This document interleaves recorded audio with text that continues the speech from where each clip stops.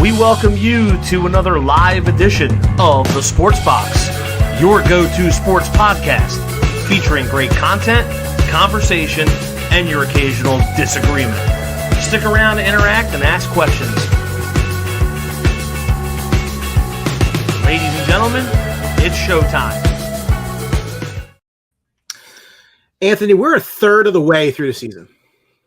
It goes by fast, Brian. Today, we are officially 1/3 of the way through the 18-week NFL regular season schedule. Week 7, Sports Box Sunday pregame. Brian O'Tard, Anthony Emilio. Maybe Tony Quigley shows up. I don't know.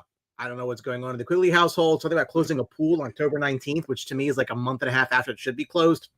I have one. I closed it a month and a half ago. Good morning. How are you? Good morning, Brian. Good morning, my friends here in the sports world. We're 1/3 through the season. These football seasons fly, man. I mean, they just move so fast. I feel like we were just talking week 6, and here we are, week 7. Well, you know what it is too. I think football lends itself mostly to this. Is everybody loves to overreact in both directions after single games, Sure. Which we'll do a bit of that today because we're good for that, right? Yeah. But that's why also I think that maybe that's why things feel they go quicker than they do. Just because like it's that roller, you can't breathe like in baseball and football and hockey, like where you have 80 some odd, 160 some odd games. Yeah. Like it's quarter to quarter. Yeah. In many ways. Yeah. I mean, and you're flooded with football all week. So Right. It's really nonstop. Week 7 pregame, like, follow, share, all that jazz. We will get started with the Thursday night game. This was a bit of a surprise as the Cincinnati Bengals break them up, 33-31 win over the Steelers. They win the AARP Bowl was the way what I called it. Joe Flacco, 31 of 47 and 3 scores. Aaron Rodgers, 23 of 34 for 249, 4 touchdowns, 2 picks. Chase Brown had a bit of a renaissance game, 11 for 108.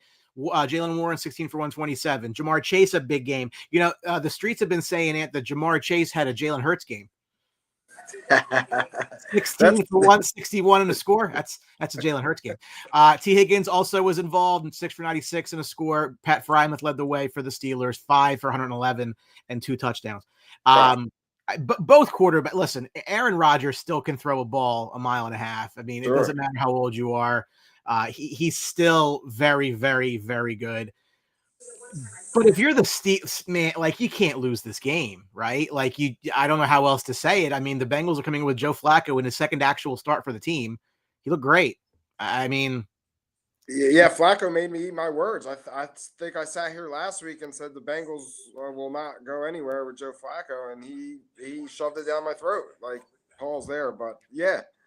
I mean, Joe Flacco could throw the football just as well as Aaron Rodgers. I mean, with these weapons and him just sitting back there and slinging, I mean, problem is the Bengals can't stop a nosebleed. Like, correct. We kind of expected the Steelers to score points Thursday night, but not the Bengals like this. So yeah, I mean, it makes it a little bit interesting actually to see to go forward and see what happens here. It makes that division a little bit tighter. It does, and we'll talk that through. But the Steelers have been, and this goes back to last year, right? Like we sat here every week saying we don't know how this team is winning games. At least this year they have a quarterback that, you know, obviously. They got 1 wide receiver and 4 tight ends. That's their offense. It's amazing. It's so I don't know if it's sustainable. I mean, I hear they're probably always looking for a wide receiver somewhere.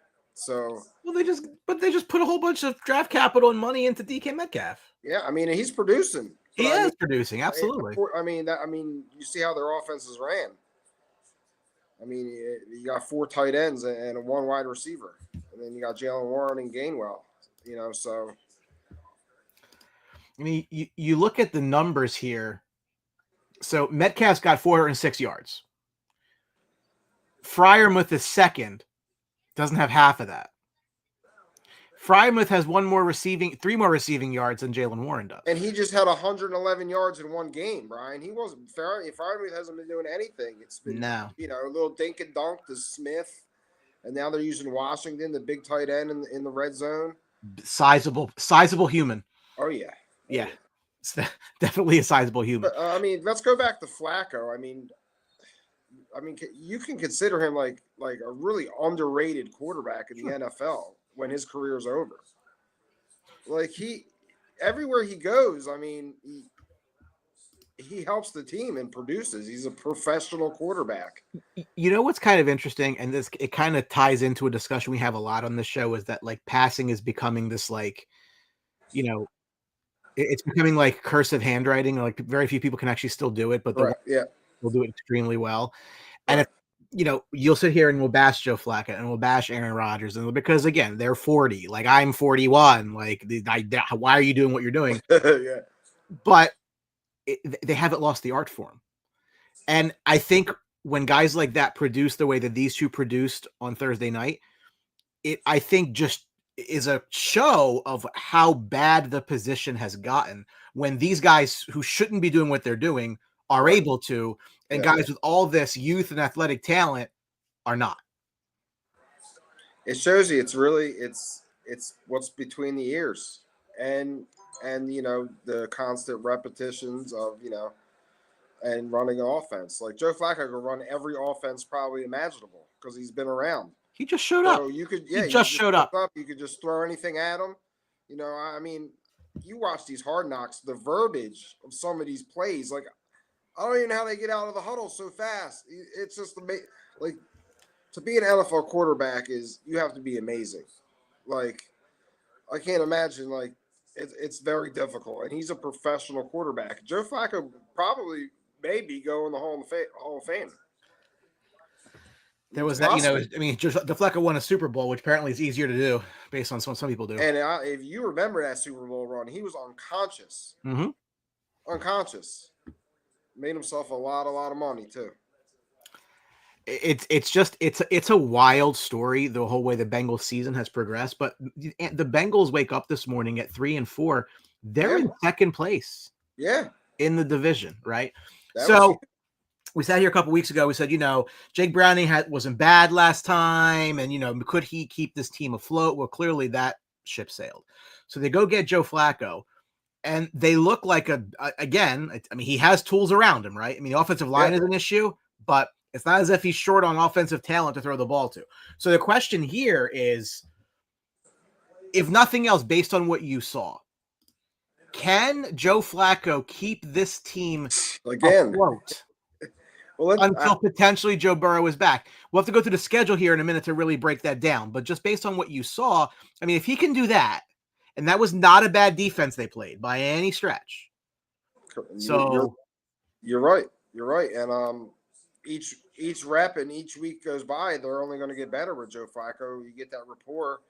And we were speaking off camera here. I mean, if they could get Chase Brown somewhat going, I mean, that's not even something that they've done all year is run the ball. So they could get that going. I mean, they could hang. I mean, like you said, I'd like to see the Steelers compare their schedules, but I mean, Flacco made me eat my words, so we'll see. Yeah.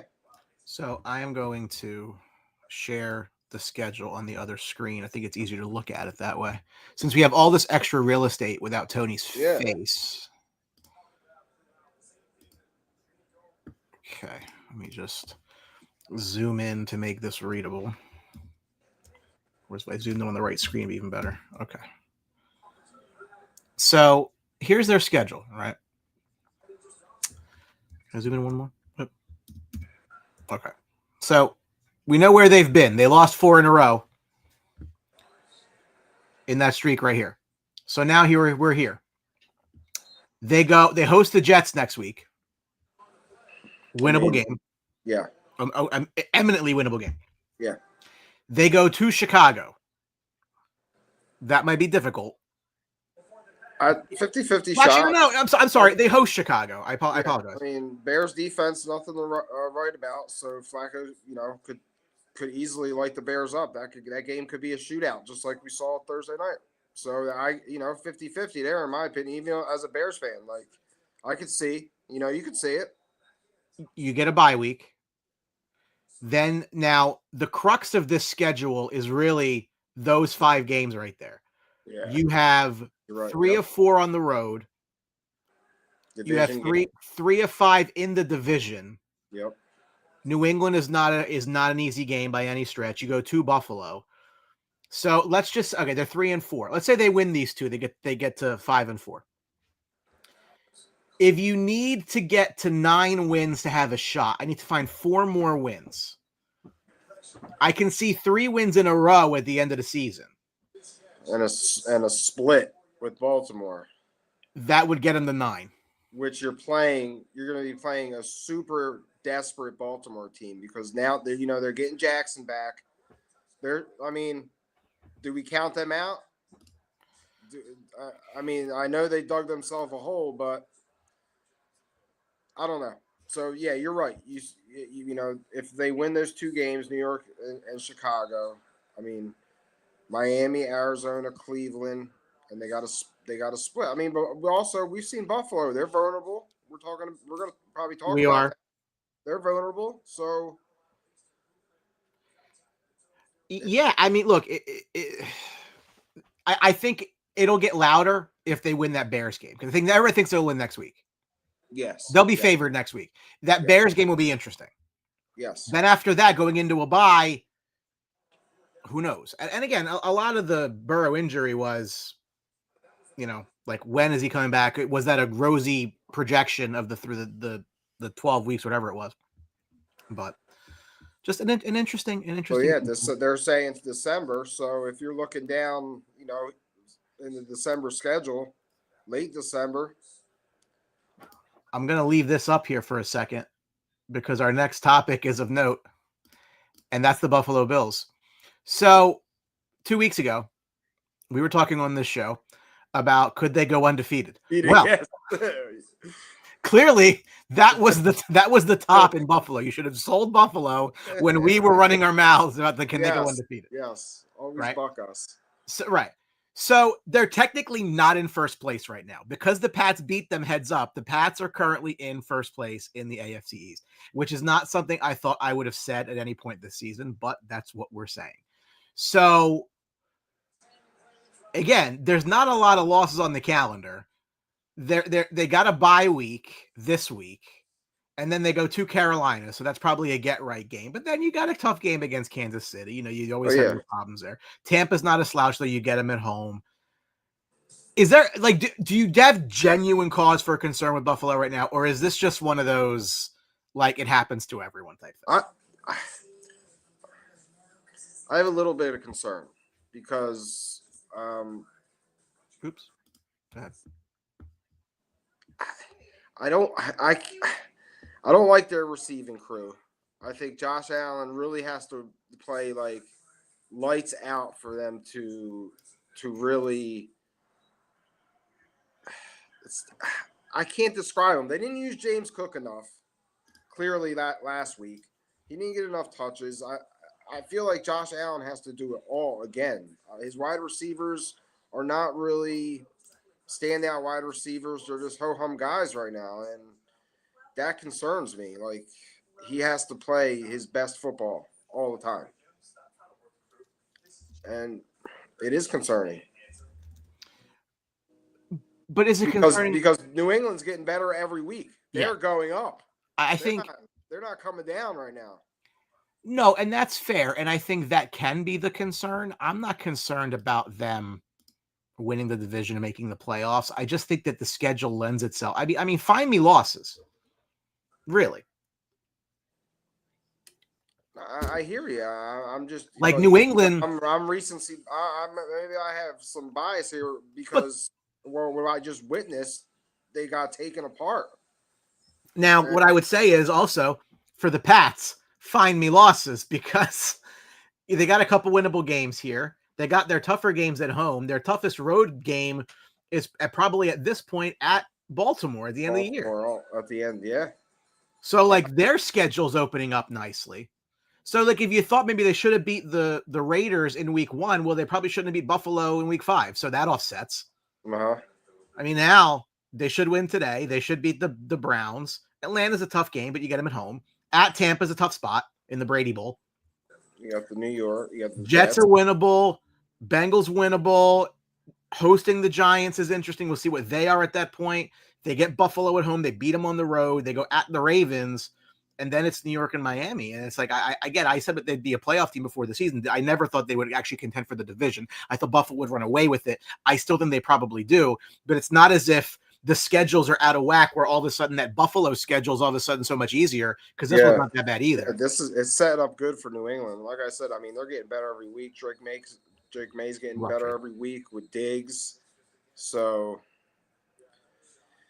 fun, yeah. I mean, it's great. You don't want to see Buffalo run away with it. I like to see a little competition, see what's going on. So it's going to be good at the end of the year, I think.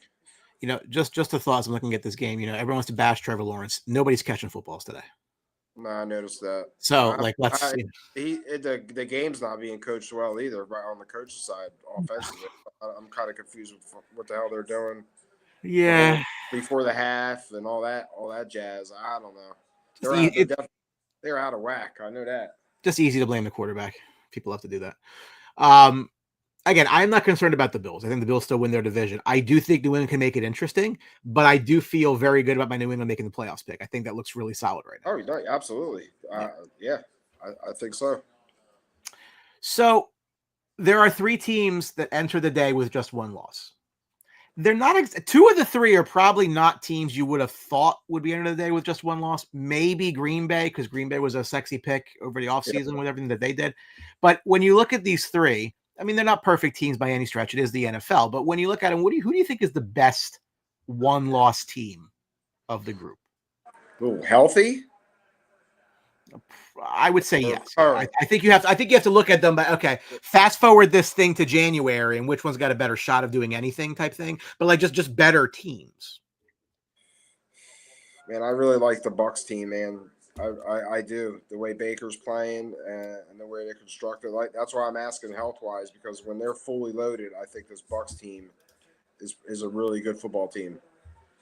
So, I like the Bucs. I like the Bucs. Both. I mean, all these teams though have things in common. They're just complete teams. They play defense well, special teams. They have competent quarterbacks, above average quarterbacks. I mean, see, but that's the thing. I don't know what to make of Indiana Jones anymore. Like, again, it's been fine, but I don't know that they've asked him to do a whole lot either.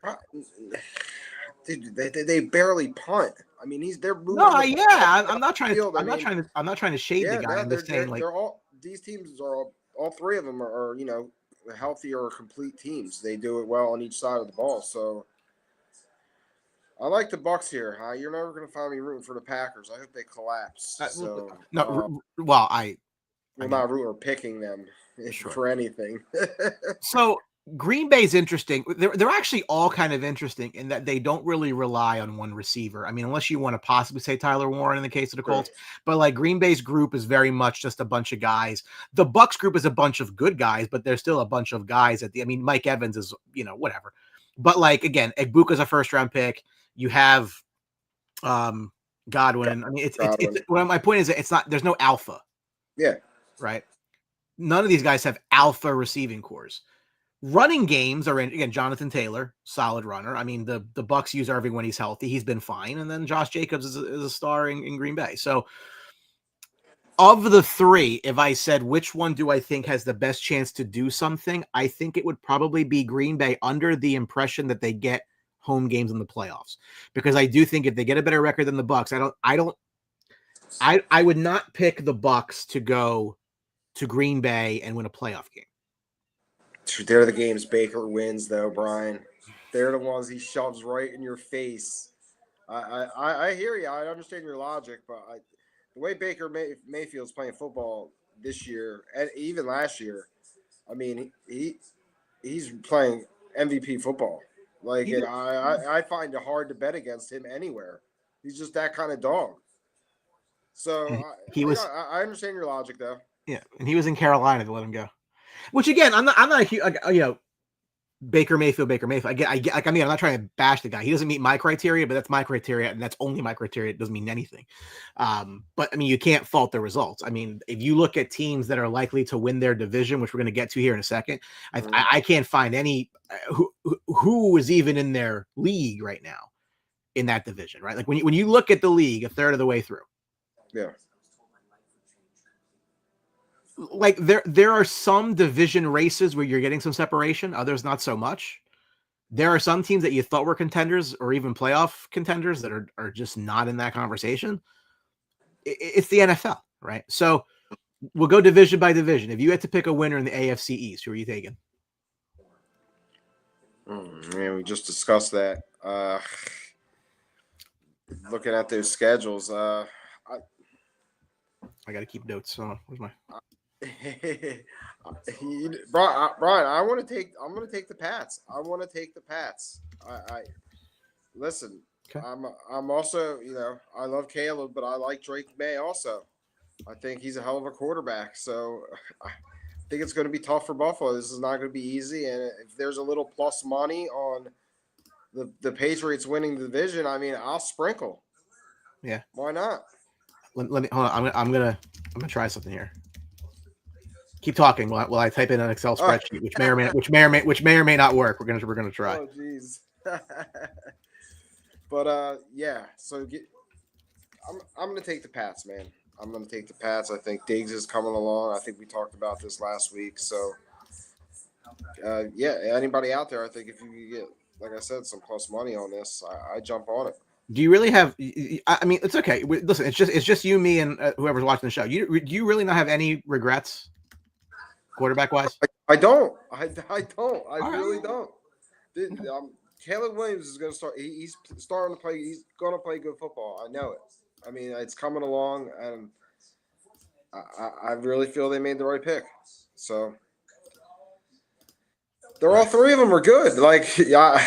That's the thing I think it's going to be talked about. I'm hoping. All right. So hoping. I think this should work. And let's see if it does. Okay. Close enough. Yeah. Give me the Pats.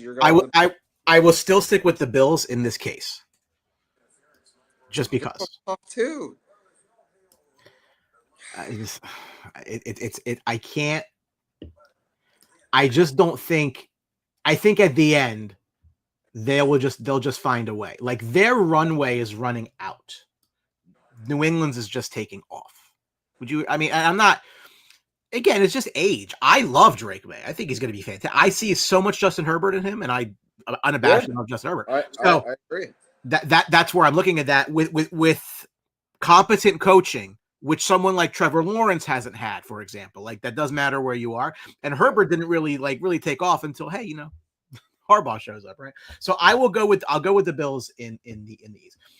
Pick your AFC North winner. This is probably one of the harder ones. Yeah, I mean, I'm going to stick with the Steelers. I'll stick with the Steelers here. So what's interesting?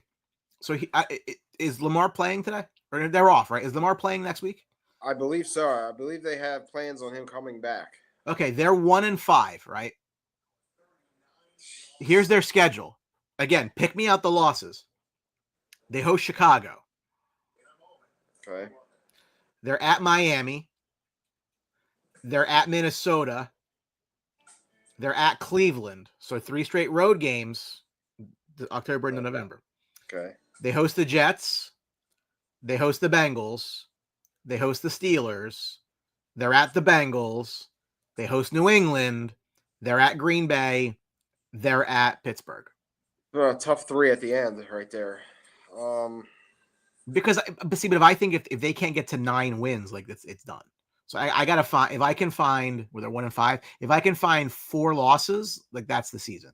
Yeah, they might have dug themselves too deep of a hole here. Yeah. I mean, let's play. You go to Green Bay. Let's just say you lose that game. That's wrong. Yep.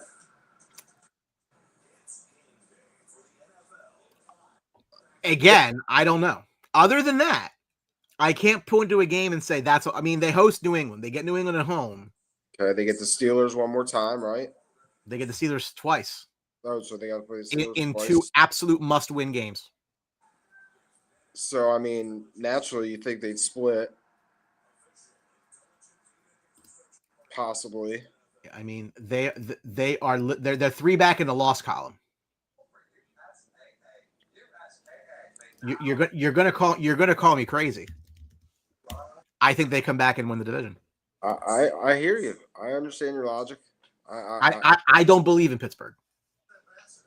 So if I don't believe in Pittsburgh, I got to believe in Joe Flacco or Dylan Gabriel, and I don't. So I'm just gonna say that's not gonna happen. Are you sticking Pittsburgh? I'm sticking Steelers. Right. I'll stick with the Steelers here. AFC South.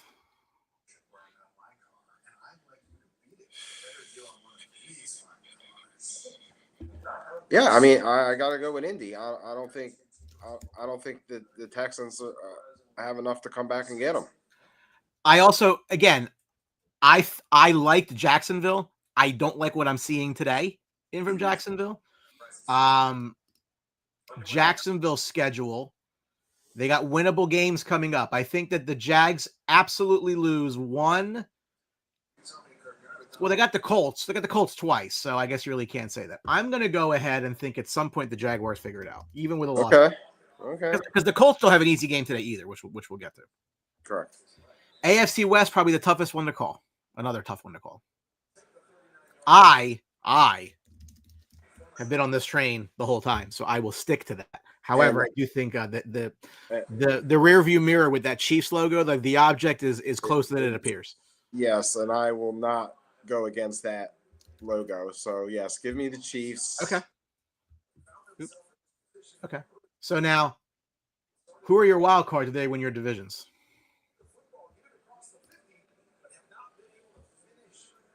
All right, so the Chargers if the Chiefs, obviously win the division.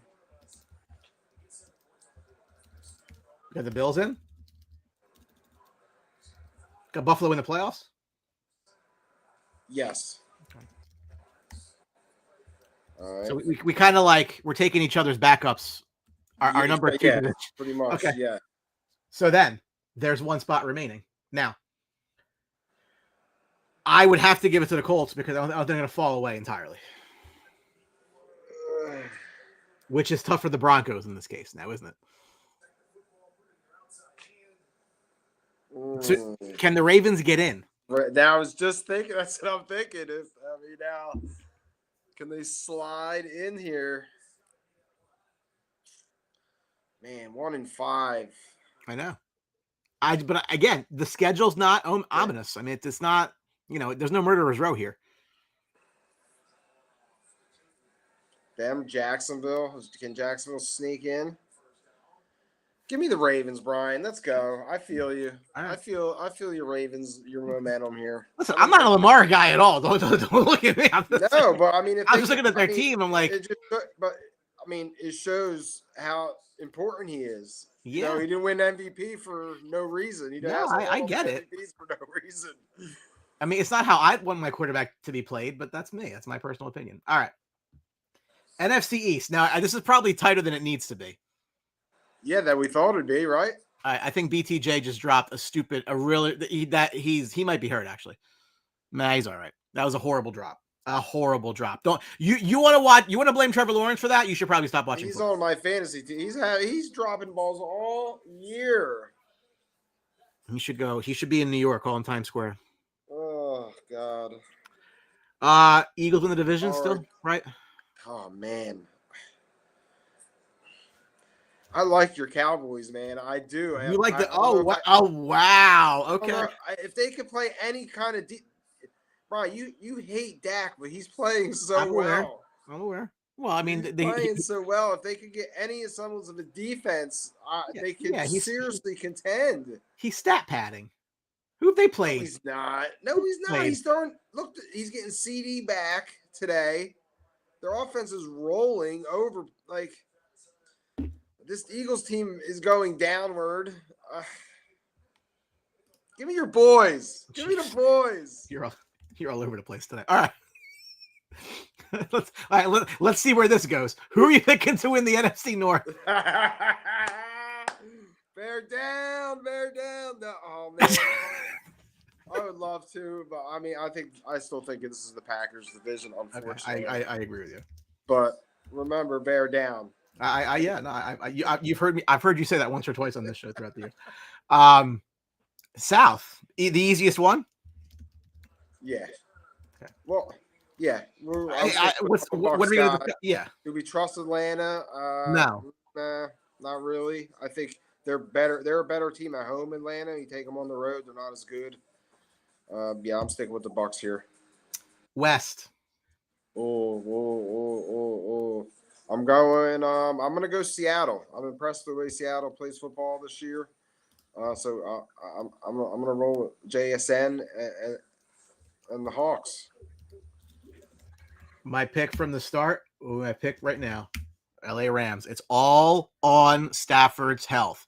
They're winning this game without Puka Nacua, and that's big because if they get him back after their bye week and he's okay, that's big for their offense. Really, really big for their offense. This is not a slouch Jaguars team that they're winning right now. We'll get to this game in just a second here. Yeah. I know overseas shit happens. Like I get all that. I still think the Rams are excellent. So so we agree on two of these here. So do you have the Rams as a wild card team? I do. Okay. I do. Do you have the Eagles as a wild card team?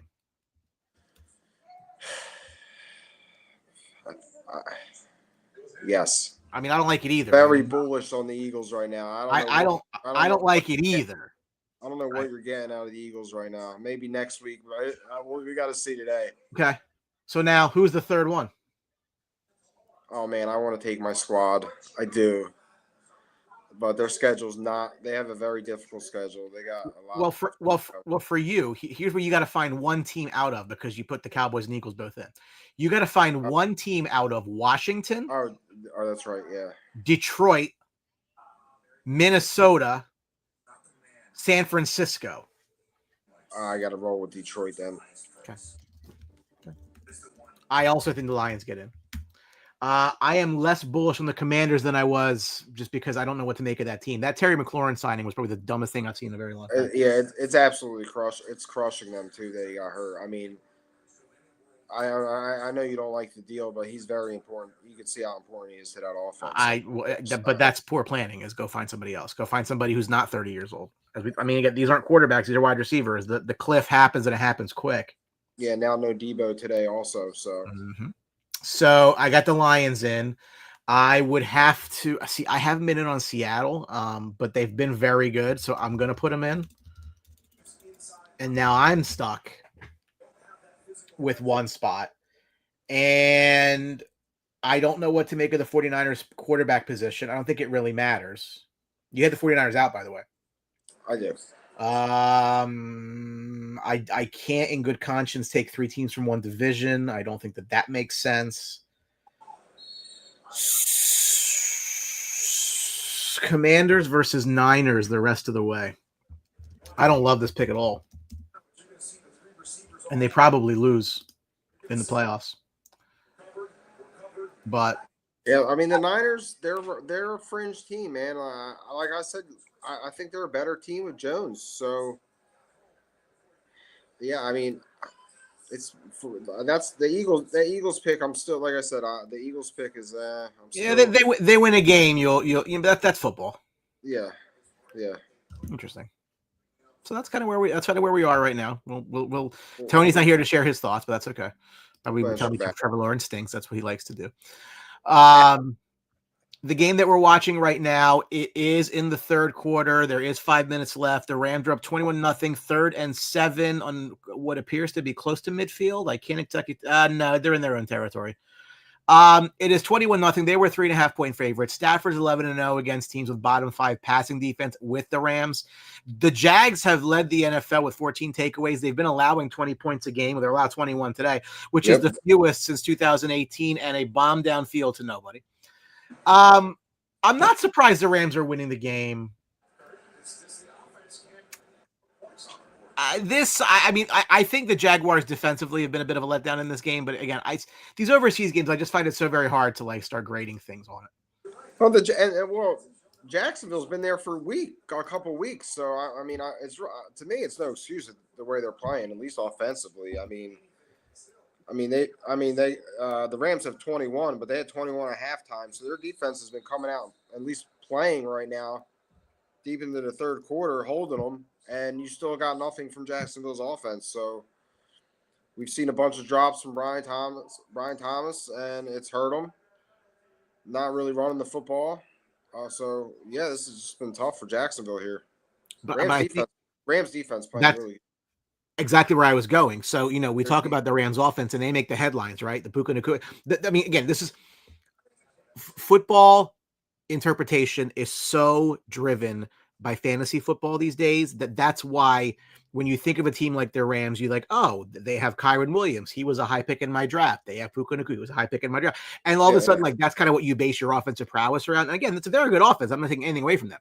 The defense is also very, very good, right? So that they're a nicely balanced team. I think if you look at the games that they have lost, winnable games in both. You get that Niner game they had no business losing, and they should have beat the Eagles. I mean, you could make the case this team should be 7-0 at the end of the day. No, you're right. You're right. So, and again, their schedule, they got the Saints next week, so chalk that up. It gets a little more difficult, but I picked the Rams to go to at least the title game this year. I'm not going to shy away from that. It is entirely contingent, again, on Matthew Stafford's back. He is so good, so underrated. He was with the Lions forever when nobody was around him except for Megatron. They couldn't do anything. Yeah. He's an excellent quarterback. He's not part of my elite group because I think he's too old for that, but he's still very good, my definitions.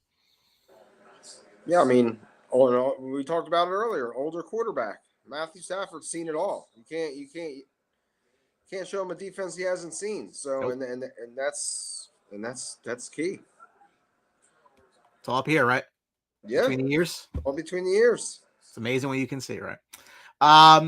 We'll start the afternoon games with a game near and dear to your heart, which your team should win. We don't normally say that, but the 1-5 Saints at the 3-2 Bears, laying 3.5, 44.5 is the number. Spencer Rattler is the only quarterback in the NFL with over 200 attempts and one or fewer interceptions. The Bears rank last in yards per play offensively. Didn't they just get an offensive guru to coach the team? They all do lead the league in NFL, lead in takeaways with 2.4 per game. The floor is obviously yours here, but aren't you a little annoyed at that offense with Ben Johnson at the helm? Like, doesn't that bother you? Like, they have so much talent now. Even if I think they took the wrong tight end and you think they took the wrong tight end, they still have the tight end who's not a bad tight end, just not Tyler Warren's production. Receivers everywhere. Like, I mean, Brian, the Bears are, I think, the only team in the league to score over 20 points in all their games this year. The Bucs would have. No, the Bucs would have too. The Bucs have scored 20 points like every week forever. Well, regardless, I mean, the Bears are scoring over 20 points a game. I mean, that's light years from last year. I think their offense is definitely getting better. I mean, if they could, we saw them run the ball. If they could do any kind of running the football like they did last week, I mean, that makes the offense so much better. Ben Johnson's offense is off of running and then passing off the run with these play action plays, guys crossing over. I think we're just beginning to see it. I think Caleb's getting used to the offense, and you're starting to see these deep plays, these over the middle plays. I mean, he does struggle with accuracy. I'm not going to lie. He misses balls here and there, but I mean, I think that's something he can improve on once he gets more comfortable with this offense. They got to run the ball. We saw it. If they run the ball, I mean, it keeps their defense, which is right now not their strongest point, off the field. It makes things so much easier on the quarterback. Odunze's had a nice start to the season. He's not getting sacked. He's not getting sacked. He's got 2 interceptions on the year. He's not giving the ball away. So I mean, there's tons of positives going on. Talk to me about Luther Burden. Why is he not a larger part of the offense? Is this just a rookie getting ready? Because I feel as though you look at their receivers. I mean, yeah, Odunze and Moore, you're 1 and you're 2, but I prefer Burden to Zacchaeus. Like, Zacchaeus is a journeyman. I think Burden's got talent. Yeah, no, I agree. I mean, he's getting reps. He's returning kicks. I mean, there's just one ball. You know what I mean? So there's a lot of guys out there, and it's on Ben Johnson, to draw up these plays and get these guys going. I think Luther Burton's a really good player. We've seen glimpses of it, and I think he could only get better. I mean, we'll see, but I mean, there's only one ball to go around, so it's a good problem to have. Spencer Rattler's got 1,200 yards, 6 touchdowns, 11 sacks, just 1 interception, as we said. He's not. If they're high in the draft, which they're going to be high in the draft, they're looking quarterback. Like, this Absolutely. Is not a solution. Yeah. little annoying that they beat the Giants because I had a parlay on. It's more annoying that they beat the Giants. Not a playoff team. I mean, not a lot really to say here. Why do you think that Alvin Kamara wouldn't want to go somewhere and go try to win? Because he said if they traded me, I won't even go. Basically. Yeah, I don't know. That's strange. I would love him to be in a Bears uniform. I think that'd be an awesome fit, and along with obviously other teams. But I mean, I think if the Bears got someone like that, it'd be amazing. But yeah, that's weird to me. I have no clue. You lay in the 3 in the hook? I was nervous early in the week, but I think I feel more confident today. I think they're a different team at home. The Bears play very well at home. I think they cover this today and ride some momentum here. Get to 4-2. Hope they don't, double doink. Oh, geez. I love Rome. Anytime touchdown today. He got robbed the one last week. I think they get it back this week. So give me a Rome anytime touchdown. Caleb, every game this year, throwing over 200 yards. It is what it is. Some guys can't do that in this league, right, Brian? Yeah. We see it every week. So we'll see that. And yeah, so bear down today, man. Let's get this game. We should win. We have to win these games. Well, if the only game there's a couple stinkers today, and this is one of them. The 1-5 Dolphins at the 1-5 Browns. The Browns are favored in a football game. -2.5, 34.5 is the lowest over under for the day. Tua is actually 1 win away from becoming the 4th Dolphin quarterback ever with 40 career wins. I don't know if that says more about the Dolphins other than Marino or yeah, right. I don't know what to read into that. It doesn't seem like a lot to me. Cleveland has allowed a sack in 52 consecutive games. It is the longest active streak in the NFL. Both of these teams are just not going anywhere. But what I would tell you is if I was going to fire a coach, it would absolutely be Mike McDaniel rather than Stefanski. You're going to get it right one time this week, Brian. We're going to come on here and he's going to be fired. I mean, you've been saying it from probably week 2. So, I just don't know what's the point. What is the point? You got your quarterback in the media complaining that there's no leadership. Like these are not bullish signs for your job security. Like I don't really understand what the issue is here. I hear you. I mean, you saw the Titans. They didn't hesitate with their guy. They axed them right away. No. They just cut the fat real quick. This is a results-oriented business. And if you're Miami, like, where do you go from here? So now Tyreek's done, probably not coming back. He ain't coming back either. He don't want to come back. I don't know where you go. Yeah. Like, again, is this the quarterback we're going to go to war with? I don't know that he is. Well, I don't know that I'd feel comfortable giving him a lot more money given his injury history. Yeah, the whole thing is a disaster. I just can't wait till it gets cold and I can bet against the Dolphins because, it's just amazing that you actually have a football team that can't play in the outdoor cold. In that division. You just got to, the whole organization needs to be blown up. I actually forgot that Tua was on this extension right now. They are so. Oh, he's got so much money coming to him. Yeah, you see the Browns favored today. I'll take the -2.5. I'll take the Browns at home today. I think Gabriel gets this win. I just think the Browns defense is just gonna smother Tua. I could see that happening. One of those days in Cleveland where they just 5-6 sacks on this guy. You want to be sick? Look at this. So he's got a $39 million number this year. The next 2 years are at 56 and 53. He's never seeing this money ever. Never getting this. Never, ever.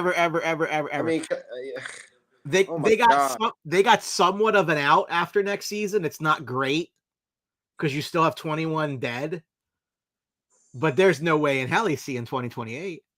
Holy shit. Yeah, I can't see them being a good team for years to come. I can't see it. They have way too many holes. Their defense is horrible. They spent too much money on wide receivers. I couldn't even name it's bad. Give me the Browns today. Everyone's riding Junkins. He's a huge, heavily bet individual today for everything. So I'll jump on that bandwagon. Junkins touchdown. Give me him over 70 yards. He's probably going to hit 100. If you want to try to make some money. but because the Dolphins cannot stop the run. Well, that also from a volume play. I mean, they don't want to air it out either. That's not their game. Yeah. No. I mean, even check out the props for their Njoku's out. So Fannin Jr., he's going to get a lot of looks today. His receptions and his yards, you can make some money there. So that's what I'm looking at in this game, definitely. Mike Vrabel returns to his alternate house because home is always going to be New England. As a 6.5-point favorite with Drake May and his Patriots, 41.5 is the number. Drake May 3-0 with 125.7% passer rating on the road. That's the highest in the NFL. Tony Pollard's been pretty much their entire rushing attack. He has 73% of their yards, which is second highest. Now, Spears just came back, so we'll see where that goes. But again, firing in Tennessee. Brian Callahan is out the door.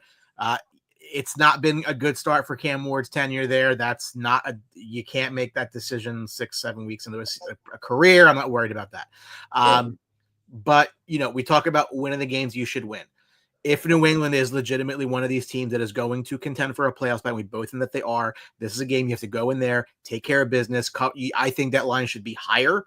I think they should cover it with ease unless Tennessee backdoors something. Like, that's the only concern that I have. This should be a 21-0 lead to start, or one of those coast second half type games. That's the only reason you wouldn't take the points. Yeah, I agree with you, Brian. The Patriots by far the better team. I mean, you got Vrabel coming in. He's going to have these guys ready to play football today. I can see them just jamming it down their throat, running it up on them, letting Drake May air it out. Listen, another guy we talked about, Caleb, 200 yards plus every game. I mean, that's easy money right there if you're betting. I like New England. I would 6.5 today all day. Give it to me. And yeah, they got to take care of business. Yeah, it's a very similar game to the Saints game for them. Almost identical. It's a road game. You're a touchdown favorite. Game you should be winning against a team who's probably not trying to that much. Like, this is kind of. Yep. And the Titans may put up a fight. You always see this in the NFL early. The coach gets fired, the team rallies around, but I mean, they're missing too many guys. Ridley's out today. And I think they're just going to be simplifying the offense. I think they kind of thought that coach was ruining the quarterback. He was having a Caleb Williams year. He's on pace for 70 sacks, getting sacked 70 times. Yeah. With Ridley out, right? What do you think of Ian Manor? Yeah, I mean, he's getting a lot of play today. I mean, I see people putting him in his lineup. I mean, he's their only guy. I mean, they got to run the ball with Pollard and. So sit one of these players. Ian Manor, Trey Tucker, Tyjae Spears. Sit one, huh? I would probably sit. I'd probably sit Tucker, playing a better Chiefs team, Chiefs defense. Okay. I think Spears coming back is going to get some touches. They'll try to. I mean, and then obviously number one wide receiver. I think you should keep out there. Keep him there. Yeah. So I'm in another spot where we have a rule that Tony hates. We call it the DIRP. It is the designated injury replacement player. Okay. Which started during COVID, so the premise was, if all the games were at 1:00 and somebody's hurt, you would swap him out for somebody else. Okay. So let's just say I have Emeka Egbuka, who's questionable for Monday night, or whenever that game is. It's Monday night, right? Yeah. So I can say, for example, Elik Ayamanor is my derp for Emeka Egbuka, which means if Egbuka dresses, Egbuka starts. If Egbuka is inactive, I get Elik Ayamanor, but I couldn't make that change because of when the timing of the game is. Sleeper calls it auto sub. I was on it first. You like Sleeper? I'm not. I don't know. I go up and down. Actually, I forgot. Never mind. I traded Ayamanor. Never mind. Different league. I'm not a Sleeper. I'm kind of still like. I don't mind it. So I run a play all system, meaning that you play every team every week because I don't want the schedule to screw you. Okay. So you have 11 games a week. There's no other CBS is the only one that does that right now. Gotcha. Kind of by design. Pats win large. Pats cover. Pats you're good across here. Let's roll with the Pats. Yeah. The biggest spread of the day is the Chiefs, as they are a 12.5-point favorite against the visiting Raiders, who are 2-4. 45.5 is the over-under here. Genti has 13 runs of 10 or more yards, as fourth in the NFL. Mahomes needs just one win, which he's going to get today, to pass Peyton Manning for the most wins age 30 or younger. In a league where talent at the position has fallen off a cliff, in my opinion, he's one of the guys that, again, I think he thrives in the chaos. So, again, I think the simple defense works. The Eagles kind of opened that book on him a little bit. This is not a game that the Chiefs should even be struggling with. I know it's a division game. I know stuff happens in division games. I just don't see it. I don't see it either, Brian. And I think the league is kind of like looking at the Chiefs right now going, uh-oh, they're getting guys back. They're running the ball a little bit better, playing, about their defense. So I think the league's put on notice that the Chiefs are coming. So, yeah, I hate taking big spreads like this, but I can't see the Raiders being competitive today, competing today. So would you buy it down slightly just for fun? So, how far are you going to go? See, I'm like 9.5. Yeah, that's the first number that comes to mind. Yeah, 9.5, buy it down to 9.5. If you're putting it in a parlay, that's like that to me. Like that's the exact situation where you would do it. Yeah, you could see them winning by 10, 14. You need a 2 touchdown. So yeah, if you're putting it in a parlay like that, I would buy it down to 9.5. It's just you get to those round numbers, you're like, I don't want to be exposed. Yeah, absolutely. So, and then you got here. Let's go with a Rice touchdown. I think they feed them today. Right now you're getting at plus 135. Get that in. That's pretty nice value with some yardage, and roll with Chiefs or a little mini parlay there. That's how I would roll with it. Yeah, and it's funny. Like, again, I am not a big receiver guy. I make that very clear. They've won 3 of 4. They end up 3-3 through a difficult stretch to start the season without Rashee Rice. And now you get him back. Now you get a winnable game. You got the Commanders in town. I think it's next Monday. Yep. You got a bit again. You go to Denver. You go to Buffalo. These are not. You have the Colts at home. That's not exactly an easy stretch. But you've gotten through some pretty tough games. Again, the Chargers and Eagles you lost, but you were in both of those games without Rashee Rice. So this should open up their offense a little bit more. Again, if you can get Worthy and Rice together out there, it should open up Kelsey, frankly, because they're in the middle of the field. Yeah, listen, all of a sudden they're stacked at wide receiver. Out of nowhere. The guys that were injured are coming back, but then the guys that were filling in are playing well. They got that Thornton guy. He was playing really well. They got Brown still. So, this Chiefs team all of a sudden is stacked. So, yeah. They're the Chiefs. They're going to be there. It's just the more things change, the more they stay the same at the end. Yeah. But no, I didn't know if I put my Survivor pick in. This would probably be the easiest Survivor pick of my life. You're going to use them this week? Okay. So when if not, then I got to wait probably till who knows when, right? True. I think, did I pick them? Chargers. I got to look now. Still cursing the Chargers. I did take the Chiefs. Yeah. I lost it. It was a 2-strike. I lost in Arizona against the Titans. Figure that out, right? Yeah. Anyway, the Carson Wentz Bowl. The Eagles, a 4-2 record at the 3-2 Vikings. The Eagles are just a 1.5-point favorite here. 43.5 is the number. The Eagles have been outgained in all 6 games this year. They are playing Steeler football. They are minus 410 yards in the differential. That's their worst through 6 games since the year 2000. And Eagles fans love to tweak the Cowboys on the year 2000 and like things that happen after the year 2000. Well, since 2000, this has not been this bad for the Eagles, right? Defensively, Minnesota is very good. They had multiple sacks in 9 straight. So this is an extremely interesting game, right? If there is any game you are ever, and the Rock means ever, going to get the best out of Carson Wentz, it is this one. It's today, yeah. It is today.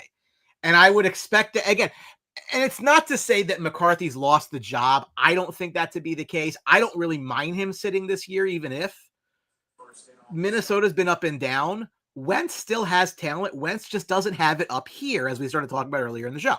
Yeah. So this is a tough. The Eagles are coming off 2 losses, which I don't know last time they lost 2 games in a row. Could it be 3 today? It can be, Brian. I mean, this Vikings defense could cause a problem for the Eagles, who aren't playing well offensively. I mean, my opinion, this is a defense you don't want to see.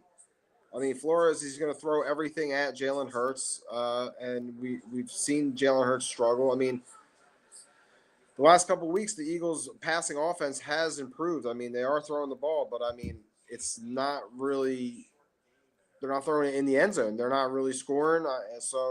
This is going to be a tough one today. I think the Eagles are going to lose this game. I like the Vikings. You're actually getting the Vikings at plus – I see about plus 105 right now. The Vikings at home. I too many weapons. Jefferson, Addison, Eagles defense on the back end, not really good right now. Mitchell is playing, I believe. I think he's playing, but I mean, is he really 100% going against Jefferson? So if I'm Carson Wentz, man, I'm going right at him. I'm going right at him today. So I'm going to take the Vikings. Give me the Vikings today, and I kind of like the over also. Give me the Vikings in the over here. Jalen Hurts is averaging 195.3 yards passing per game. That's less than Tua. That's less than Rattler. That's less than a lot of guys. Yeah, Brian. I mean, I don't even think anything's really wrong with Saquon. I just think their offensive line is not playing well. They're all hurt on the offensive line. So, and that's what's really – and if you think about it, I've talked about it before. I mean, when you think about the Eagles, the only reason they've sustained the success is because of their offensive and defensive line play. And that is – they're not getting anything from either side this year. Jalen Carter's been hurt. And they can't get to the ball. They don't sack anybody. So the Eagles' struggles are coming from within the defensive and offensive line. They have all this talent, but nothing can be done when no one can block or tackle or stop anything. So I think that's the core problem for the Eagles is their offensive and defensive lines. Mm-hmm. Which has been their strength. It has been the engine. For decades. Decades. Yeah. That's what winning football teams have. It is. So, and right now they don't have it, and you're seeing it. And they're not in Philadelphia. They're not used to seeing it. They're like, "What the hell's going on?" And I'm sitting here as a Bears fan going, "Oh, finally, you know what it feels like. You know, finally, your quarterback gets sacked 70 times. You can't run the football. Like, yeah, this is." It's a touchdown for the Rams. Terrence Ferguson, who's actually on my dynasty team. On my bench, obviously. Look, I'm not going to count them out because they so funny is they call Cowboys fans cockroaches. This team, like, they cockroach their way to wins, and it's just like they find the way. It is annoying because I don't really understand how, and I watch them and I'm like, I don't know how the hell this happened. But we've seen this team collapse with the same coach, so yeah. So we've seen it happen. Things going on within the group, we've seen it happen. So it's can they get out of it? AJ Brown probably saw that game on Thursday and was putting at Jamar Chase. Like, can we do that? Yeah. Can I have Joe Flacco? Like, I mean, what are we doing, right? But yeah, it didn't help. It didn't help the other calls. That definitely. I will say this while we're on that topic. There's a lot of talk around, could the Eagles trade AJ Brown, right? I don't think that's in the cards. I don't think that's in the cards for the reason I'm going to show you. And the reason that it's not in the cards is because the deal that he has does not really lend itself to that, right? So you see these big red numbers here. Like, the Eagles are not just going to eat dead cap, right? Even if you trade him, it's dead cap. If you trade him in the off season, it's easier, but they're still 16 dead, 11 dead. So it's like, listen, is that really what they want? Yeah, but I mean, we've seen the Eagles absolutely eat money. Like, they have. So I don't even think that's an issue. To be honest with you, if someone comes to them with some juicy trade, I think they definitely entertain it. How can you not? I mean, the numbers start going up. Yeah. They're not. I mean, they can't cut him. They would never would cut him. But Yeah, so it's just, you know, he's not. I don't think he's happy. I don't care what he says. Yeah, I think the coach is in trouble if they start if it goes downhill again. I think the coach is in trouble because he's the common denominator when these seasons collapse. The coach is the one that would keep it together. You know what I mean? I know he's won. I know he's been winning football games. Listen, they just ran off 20. They just went 20-1. So it's hard to like critique a team that just did what they did, but you're saying it on the field. It's like again, AJ Brown bitching, offense not doing anything, coach can't take control.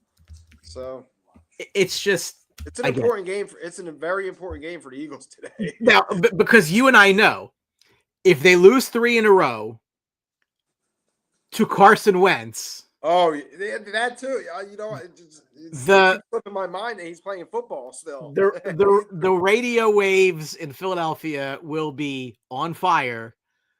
Phillies are out. Flyers don't look good to start. Oh, it's Sixers are a month away, whatever that is. They're foaming out the mouth, Brian. And it's funny, right? Because as far as I'm concerned, the Eagles should have 5 years of nobody gives a shit. You just want a Super Bowl. Brian, I'm telling you, on the radio, there's hundreds of you that call that are Eagles fans that complain, that say the same thing that you say every week. But I'm the asshole. They're out there. But no, I'm the asshole, right? I'm the one that points this stuff out. No, they win games. Yeah, sure. Okay, whatever you say. 2 teams with kind of links to your team, and I'll show you the stretch there. So the Panthers, who gave Caleb Williams to the Bears, against the Jets, who currently employ Justin Fields, who stinks. Carolina is laying 1.5 at MetLife. 40.5 is the number. Rico Dowdle, the first undrafted player with 200+ scrimmage yards in back-to-back games.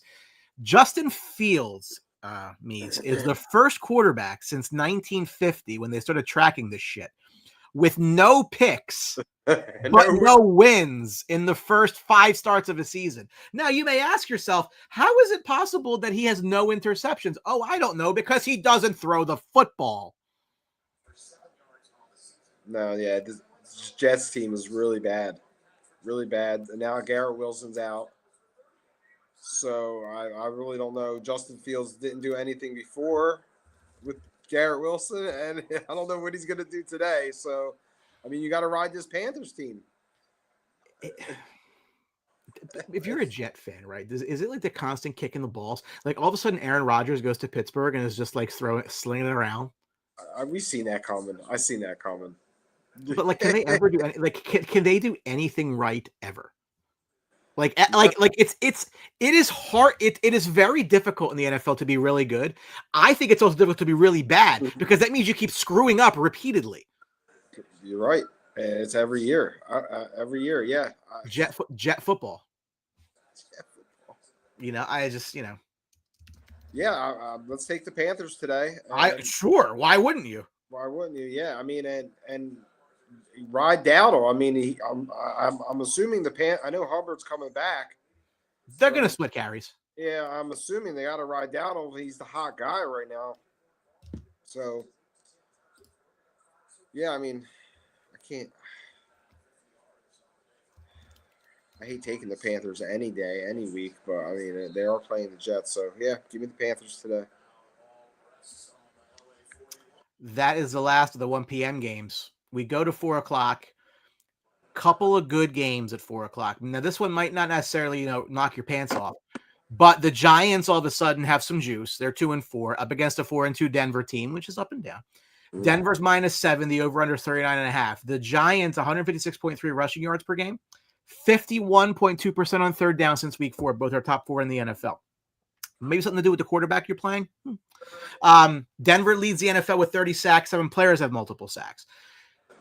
I got to tell you, though, I don't love that 7 points in this game. Yeah, I mean, obviously the Broncos awesome on defense. I think the Giants are going to struggle moving the ball against this Broncos defense. But then this Bronco offense to me is really not that impressive. And I'm going to buy it down, Brian. I'll buy that. We talked about it. I'll buy down that 6.5. Yeah, I was gonna say I don't like touchdown. Yeah. I'll take the Broncos here. I think the quarterback will come down to life a little bit today against this defense. The Broncos have, especially in Denver.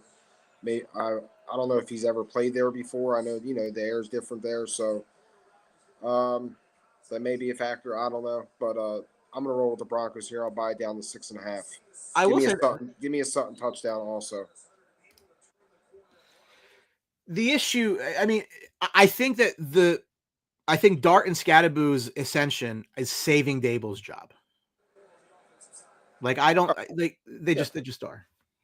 Yeah, I mean, but it's tough. It's going to be tough going. I mean, what are they working with on the outside? Wendell Robinson today.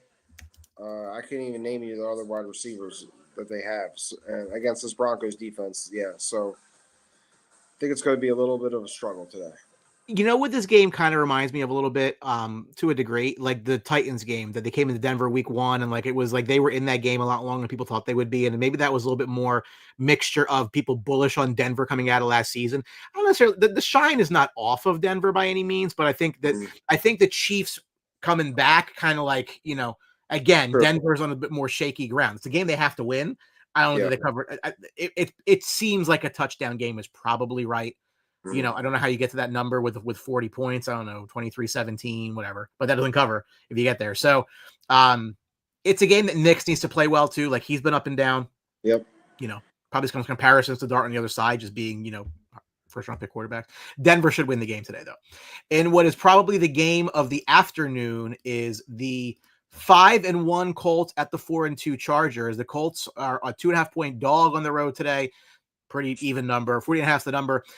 Indianapolis leads the NFL with a plus 78-point differential, over 32 points per game, 13 rushing touchdowns. For the Chargers, they have 3 receivers with over 300 yards. That is the most in the NFL. And we talked about this earlier today as to who would you start. All of them can start. It is a stable of receivers, and I think it hurts McConkey. It's good, fine for Johnston, great for Allen for your fantasy numbers. Like you're getting that production there. They're just a really good team. They're balanced, they run the ball well, even with Hail Mary and Hampton out. I think they're probably going to be okay there until he comes back. But this is a tough game for them. If they have it at home, I think that might make the difference. Man. Yeah, this is a tough one today. I'm going to roll with the Chargers at home. I think they get the receiving core healthy back. With Johnston coming back, he's their deep threat. I think they need that. Help them stretch them out. So who we got a running back for them today? Vidal? I think it's Kimani Vidal, yeah. Vidal, I'm sorry. Yeah, so I mean he played well last week. He's a competent running back in that system. So this is going to be a close one. This is going to be a close game. Just give me the Chargers on the straight up money line here, and we'll roll there. I think I tell you this. I think if you like the Chargers to win, you'll take this line. Like, I don't know that you need the money line. I think it's a field goal game if they win. Doesn't feel like a 1-point game. Since I said that, it probably will be a 1-point game. Seen some crazy games. We've seen it happen. With Jacksonville losing today, like I think the Colts have a touch of breathing room. The Chargers don't. Correct. So I think the Chargers need it more than the Colts do. The Colts are well above expectation. Obviously, both running backs in play here for some guys, Taylor and Dobbins. Absolutely. And Vidal. Yeah, no, 100%. Should be a good game though. This is going to be the game of the afternoon. If you like a lot of points scored because your defenses stink, I got a game for you. The 3-3 Commanders at the 2-3-1 Cowboys, laying a 1.5 at home. The over/under 54.5. Jaden Daniels, 5-1 career versus guys who have won Offensive Rookie of the Year. Dak Prescott in his last 3 games, 10 passing touchdowns, no interceptions. Ryan, you know where I'm going here today. Yeah, I'm sure you are. Give me the boys at home. It might be a sucker bet, but I mean, the Commanders are reeling, in my opinion. They have no wide receivers. Who are they counting on today? McCaffrey? Bill? Yeah, I mean, the Cowboys got to get some stops, and they're winning this game because the Commanders, I don't think, are going to stop them either. So yeah, give me the boys today. You got CD coming back. You got Pickens. I mean, you're running the ball well. I can't get you to like Dak. I can't get you to like this offense. No, he historically has been a stat patter. Like as when the games get tighter, this will not be the case. It's just how he is. I forget exactly what year it was. I have to go back and figure it out. But there was a year where he had a bunch of touchdowns, and then you go back and like half of them came in Giants and Washington games. That's why I'm saying he's a stat patter. Like I don't trust him in big moments. This is not a big moment. I mean, this is no mid-October football. I mean, this is a division game against Daniels. I mean, it's still got a little something to it. Yeah. I like the boys at home today, man. Listen, I'm not disagreeing with you. Like that's fine. And I can't tell you that they won't win this game. They probably will. But a couple weeks ago, they were up against the Giants team, and then they barely won that game. They lost to the Panthers. So like it's not that good of a team. It's just not, right? Like you can put up all these hollow numbers you want to. The team just isn't that good, which is why I was fine trading Micah Parsons. No regrets. It's a winnable game today, but I think the fact that they're not even fetching 3 at home tells you that the betting public doesn't seem to think that they're that good. And maybe that's their defense, right? Maybe that's your defense is really bad, which it is. Yeah, I mean, I think that's really the main reason why they're not catching 3 here. But I mean, like I said, I think the Commanders are a little challenged offensively today, and this is a good spot for the Cowboys to get them. This is when you want to get them right here in the division. So 54.5, geez. Take the boys. That's a 30-27. That's a 30-27 type thing. You know, jump on CD Lamb. I think he's going to come back today. Pickens, you got your choice here, in my opinion. I guess I'll take Dallas. Do I feel good about it? No. But that's welcome to Cowboys football. 3-3-1. Here we come. The Packers apparently couldn't fly out of Green Bay for a while yesterday, so we'll see if that has an impact. They're 3-1-1 at the 2-4 Cardinals, laying a touchdown. 44.5 is the number. They have scored 27 points in 4 of 5 games this year, tied for second best in the NFL. Arizona is the first team since at least 1970, when they started tracking this crap, to lose on game-ending field goals as time expires in 3 consecutive games. That, my friend, is a kick in the gonads. That is heartbreaking. Jacoby Brissett wasn't bad last week. He wasn't why they lost. I was going to say, with all that said, I actually like the Cardinals here with the +7. I think with Brissett in, their offense is better. You can make an argument for that. And Harrison's coming back. McBride gets more involved. So I'm taking the Cardinals here on the +7. I don't think they'll win, but I'll take the Cardinals here. They were competitive last week against a tough Colts team without Kyler Murray. Right? Yeah. What is your take on his future there? I think the Cardinals are screwed. He's just not a winning quarterback. I think you see the difference when Brissett's in. When you see a quarterback that could get your guys the football, they move the ball. Like it just their offense is so stagnant. He drops back, he rolls around, he's throwing the ball all over like. Like I said, I think this offense is better with Brissett. And I think you'll see it today a little bit for them to hang in this game. So Kyler's got one more year of big money. In 2026, his cap number is 53. It's cheaper to keep him than cut him, right? 27, his cap number is high, but his guarantee is 0. So they would save $36 million against the cap getting rid of him. I would almost guarantee you that is the pivot point. Either it's a restructure at that point because they like what they saw next year, or he's gone. And I don't think they can get rid of him in this offseason. I was lambasted when I said that they should not have taken Kyler Murray first overall. They should have had Josh Rosen go another year. Not because I was bullish on Josh Rosen, but because I just put a first-round pick into Josh Rosen and had a really shitty offensive coach at the time. So, I want to know for sure the guy stinks. Maybe he does, maybe he doesn't. I don't think I know at that time for sure. But the GM kept his job, so figure that out. It was the coach, too, at the time. It was his guy. And but that I think was They had intentions to get the quarterback, so they got the coach to go with him. I think that was like a double-edged thing. It wasn't. They didn't just get Murray because they didn't hire Kingsbury for Murray. They didn't get Murray for Kingsbury.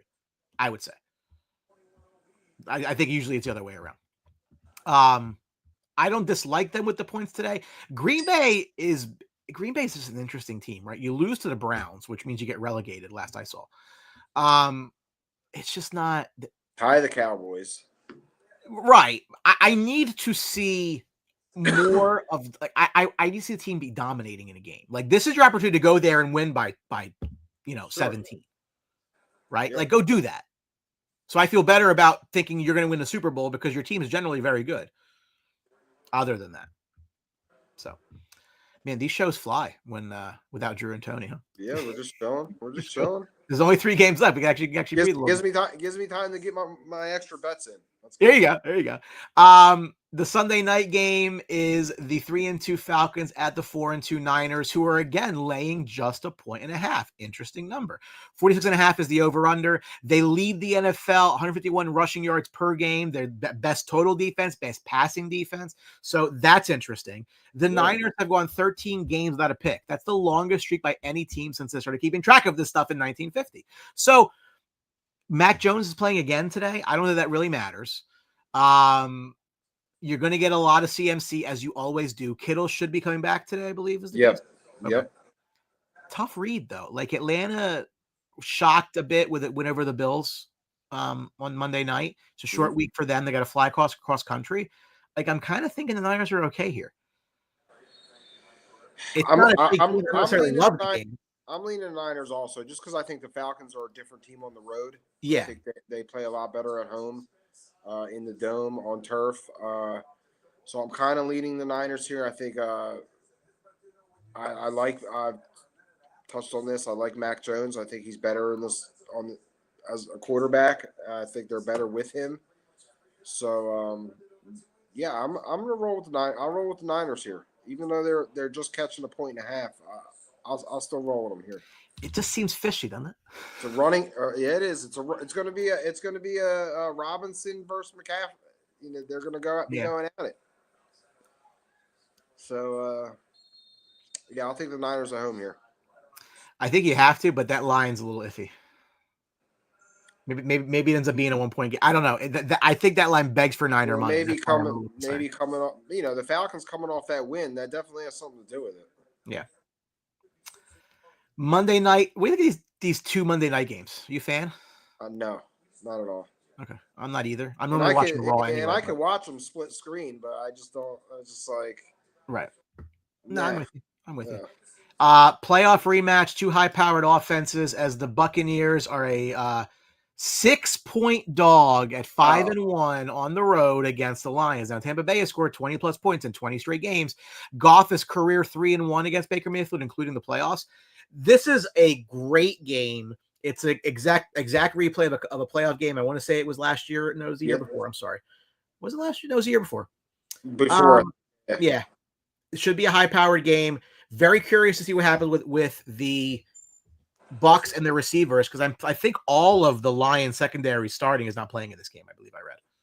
I believe so. And Evans is trending. I heard Evans is trending on playing. So if they get him back, that's always a plus. I don't know about Buka. Is he playing? He's questionable. He could, but he's questionable. I mean, he's a game time decision. Yeah. Yeah, I'm excited for this game. This is going to be fun. I think Detroit at home is very tough. And like I said, it's tough for me to bet against Baker. I like the +6 here. I'm going to take the Bucs +6. I think this is a close game. You got the over 52.5. You could come down, make that 49.5. I like that a little bit better. Take the over. Pick your choice on who's going to score in this game too. Everybody, right? Yeah. I mean, that's the thing is a lot of these teams, like their defenses. I mean, the offense, we know what they are, right? Goff in the dome will be just fine. I mean, Baker can obviously thrive in that environment. It's another Rams touchdown to Devontae Adams. Touchdowns today. Yeah, they are lighting this Jaguar defense up. 35-7 is going to be. Wow. Who do you think needs this? See, this is a scenario where maybe that line is of a Detroit needs the game more than Tampa does. Again, Tampa's kind of coasting now. Yeah, well, obviously, I think just looking at division wise, I think Detroit needs this game. They got to keep pace with the Packers and everybody else. I mean, everyone in that division's got a winning winning record, I believe. So I think it's more important than the Lions. Yeah. So I think Dan Campbell's going to have them ready, but I just think it's going to be a close game, one of those shootouts. Both quarterbacks going at it. It's not exactly who was that? Rams Chiefs a couple years ago. Oh Where yeah, the line was like 60 or something because they couldn't figure out how many points to put on it. It still went over anyway. Well, that's because the year before, wasn't it like 56-50? Yeah, that's what I'm saying. Yeah. The game in They Mexico. didn't know what to do. Like we've seen this movie before. Last, certainly not least, the Houston Texans are clinging on to dear life. They go to a 4-2 Seattle team. They're only a 3-point favorite in this game. 41.5 is the number. CJ Stroud's 0-2 career versus Coach Mike McDonald. The Seahawks lead the NFL with 5 players who have 3 or more touchdowns. They are really spreading the ball around, which, other than JSN, hurts everybody's fantasy stock, because if you have Ken Walker like I do, you're pissed off. If you have Zach Charbonnet like other people, you're probably still pissed off. It doesn't really matter. But Seattle's winning games, right? And I think that they're a team too. Like if you go look at their schedule and you kind of figure out, okay, well, where is this going? Seattle, they got the Texans, right? So here's the rest of the way. They go to Washington. They got the Cards at home. They go to the Rams. They go to Tennessee. They got the Vikings at home, to Atlanta, Colts and Rams at home, Carolina and San Fran on the road. So this is, again, the whole division. It's going to come down to them playing each other. Yeah. So we'll see where that goes. In the division right now, they only have 1 win. They've only played 1 game. That was the win against the Cardinals in Arizona. So they haven't gotten to, I guess, the meat of their schedule yet. Yeah. That could be the make or break for them, but they've been playing well. I have to give them credit where credit's due. Yeah, I mean, they're a balanced football team. They have a good running game. They have a stud wide receiver. I mean, how can you hate on Sam Darnold this year? He's playing really well. Just continued from last year. So I mean, this team's defensively, they play well. They have a really good defensive backfield. So I really like Seattle. I like them here too. I'll let's go to 2.5 and take Seattle and roll it. JSN, I mean, absolutely on fire. I mean, just roll with him. I mean, his 100 yards a game. I mean, his props are just crushing it. So. Texans have a good defense though. He's been great. I mean, the Metcalf trade has worked out for them. I mean, period. Absolutely. I mean, to get that kind of draft capital back again. I mean, they made the right move getting off Geno. I'm not a huge Darnold fan. Our friend Brandon Gazzara is a huge Darnold guy, but he's been fine, right? Absolutely. So, again, I thought they'd finish last of the division. Clearly, that's one of the many things I get wrong, and that's okay. I get things wrong all the time, and I'm perfectly fine with that. It happens to the best of us. Yeah. So that, my friend, without Tony and without Drew, is how you get done a show. Don't get it twisted. We miss those guys. Oh, 100%. No, Drew's working. I miss my boy. Especially talking Chargers, because he brings the passion for sure. Yes. Tony, I think, is again closing a pool on October 19th. I don't really understand that. He stretched it out. He had that heater going. I'm not. But doesn't a pool heater defeat the purpose of a pool? It does. I don't understand it. If you like the night swim, it's for the night swimmers. You know what I mean? I had a pool as a kid, and I have one too. It's a pain in my ass. It's just and that's the one reason I've never got one at my home, is because I think it's just a money pit. I can just go to the beach, Brian. 30 minutes. No, I can. No, it's nice. I can verify that it is a money pit. But you also have to, do. That means you have to entertain people. I know. And for that, you have to like people. And I really don't. Which is a series. Yeah. Burn Bob's like, how come you don't have games at your house anymore? Kept card games, like, because I don't really like people in my house. Yeah, I mean, like, yes, you have to entertain, and right. I'm not into that. So. Pool free here. Thank you. Yeah, no, I feel you. It came with the house, or I wouldn't have it. Yes. That's kind of where I am. Yeah. Any last thoughts? No, Brian, I'm excited. Week 7, let's do it. Bear down. Let's get a win. Does the Dodgers obliteration of the Brewers make you feel better about the Philly series at all? Nah, not really. No, it's still painful. And I think they're just going to run it back, which is probably a little more painful. Well, I don't know if I sent it to you, but I wrote that piece in the Gazette. Yeah, I did read it. Okay. I read it. Right. I mean, they're in a tough situation too. You know, they got all these guys. Harper's not as good as he used to be, And he signed forever. Yeah, I mean, do you really want to sign a DH for all that money? Yeah. You got Castellanos. He's going to be out of here, so you'll get rid of him, hopefully. It's like I always say, GMs don't care about long contracts because either A, they win and they nobody never get cares. there. Yeah. Or B, they get fired and somebody else's problem. Yeah. I mean, the only thing is their pitching is unbelievable, but I think they're going to lose Sanchez. Suarez? Suarez. Yeah, Ranger. I'm sorry. So the problem for me for them is I would be fine letting him walk because I have other guys. Like eventually, if it's Sanchez and Luzardo and Wheeler, and if you bring up Painter, the only other spot you have is 5 for Nola, who that contract looks abysmal. Yeah, I mean, that's what sucks, man. And I mean, listen, and whatchamacallit even talked about it. I mean, I don't even know how many years Wheeler's got left, especially coming after his injury. He was talking about retirement before his injury. So, and it's like, who knows what we got. And then with Painter, he didn't have a good year last year. I mean, he's coming off an injury, but I mean, it's concerning that they were supposed to bring him up in July. That was his projection, and he didn't even make it. So that's a little scary. So I don't know. I honestly, I like Schwarber, but I think they got to use that money somewhere else. I think they got to get younger. Yeah, they got to keep Bader.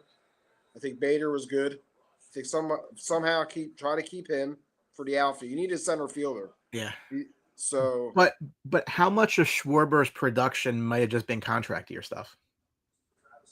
It's possible. You see it all the time. Guys perform out of their mind. And then the next year, you know. I mean, he's done everything he could in Philly. I mean, he's been their best player. He's outplayed Harper. Don't be surprised the Mets make an offer. That's all I'm saying.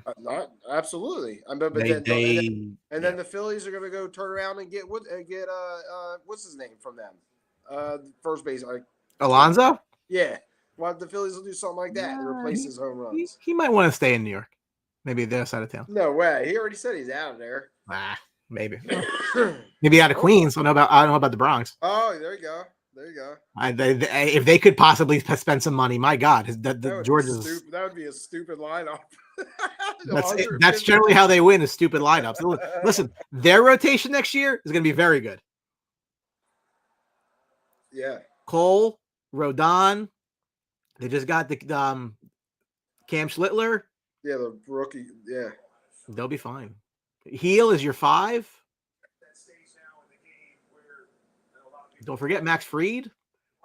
These big money teams, Brian, you put up the chart. The Phils and the Yanks are right there. You got to spend the money, man. But again, the problem is not those teams. The problem is teams that spend 28% of their revenue. That's the problem to me, not the teams that are spending 90%. I'm good with that. Yeah. Make it, spend it. Yeah. But in any event, everyone watching, have a great Sunday. Hope all your bets hit, unless they're bets that are counter to mine. And we'll catch you next Sunday with hopefully more people. We'll see how. See you next week, guys. All right, guys. Take care.